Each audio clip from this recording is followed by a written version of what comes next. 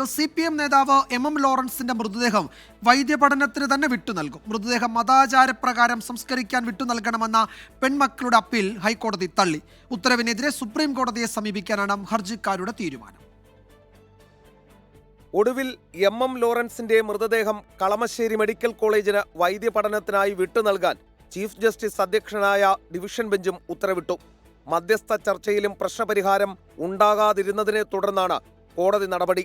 വിഷയത്തിൽ ശാശ്വത പരിഹാരം വേണമെന്ന് ഉത്തരവിട്ടുകൊണ്ട് ചീഫ് ജസ്റ്റിസ് നിരീക്ഷിച്ചു.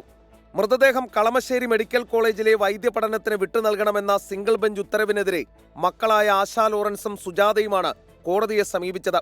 കുടുംബാംഗങ്ങളുമായി ബന്ധപ്പെട്ട വിവാഹ, ജനന, മരണ ചടങ്ങുകളെല്ലാം പള്ളികളിലാണ് നടന്നതെന്നും അസുഖബാധിതനായി കിടന്ന സമയത്ത് MM ലോറൻസ് പ്രാർത്ഥന സ്വീകരിച്ചിരുന്നുവെന്നും അപ്പീലിൽ ചൂണ്ടിക്കാട്ടി. സുപ്രീം കോടതി പോവും, ഞങ്ങൾ രണ്ടുപേരും പോവുകയാണ്.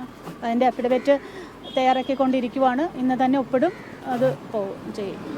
ഹർജി പരിഗണിച്ച chief justice Nitin Jamdar, justice S Manu എന്നിവരടങ്ങുന്ന ഡിവിഷൻ ബെഞ്ച് മുതിർന്ന അഭിഭാഷകനെ മധ്യസ്ഥനായി നിയമിച്ചെങ്കിലും ചർച്ച പരാജയപ്പെട്ടതായി അഭിഭാഷകൻ അറിയിക്കുകയായിരുന്നു.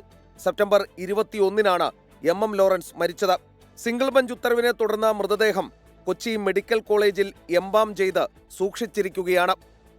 ശ്രീകാന്ത്, 24, കൊച്ചി.